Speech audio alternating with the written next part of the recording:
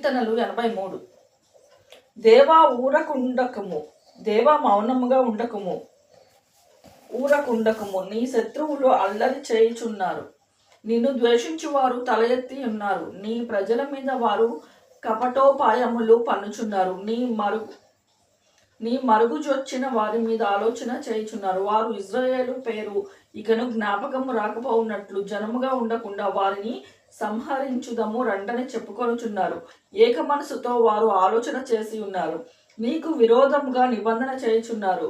గుడారపు వాసులైన ఏదోమీయులను, ఇస్మాయిలను, మోయాబీయులను, హగ్రీయులను, గెబలు వారును, అమ్మోనీలను, అమాలేకీలను, ఫిలిష్తీలను, తూరు నివాసులను నీకు విరోధముగా నిబంధన చేసి ఉన్నారు. అషూరు దేశస్థులు వారితో కలిసి ఉన్నారు. లోతు వంశస్థులు వారు సహాయము చేయుచున్నారు.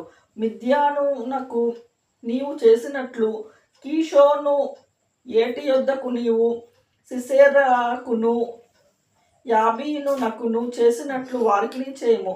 వారు ఎందోరులో నశించిరి, భూమికి పెంట అయిరి. ఓరేబు జయేబు అను వారికి నీవు చేసినట్లు వారి ప్రధానులకును చేయము. జెబాహు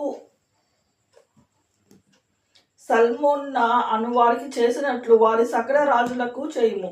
దేవుని నివాసులను మనము ఆక్రమించుకొందుమని వారు చెప్పుకొనుచున్నారు. నా దేవా, సుడి తిరుగు ధూళి వలెను, గాలి ఎదుట వగుడాకు వలెను వారిని చేయము. అగ్ని అడవికి కాల్చున్నట్లు, కారు చిచ్చు కొండలను తగుల పెట్టునట్లు నీ తుఫాను చేత వారిని తరుముము. నీ సుడిగాలి చేత వారికి భీతి పుట్టించుము. యెహోవా వారు నీ నామమును వెతుకున్నట్లు వారికి పూర్ణమానము కలుగ చేయము. వారు నిత్యము సిగ్గుపడి భీతి నొందుదురుగాక. వారు భ్రమసి నశించుదురుగాక. యెహోవాను నామము ధరించిన నీవు మాత్రమే సర్వలోకంలో మహోన్నతుడని వారు ఎరుగుదురుగాక.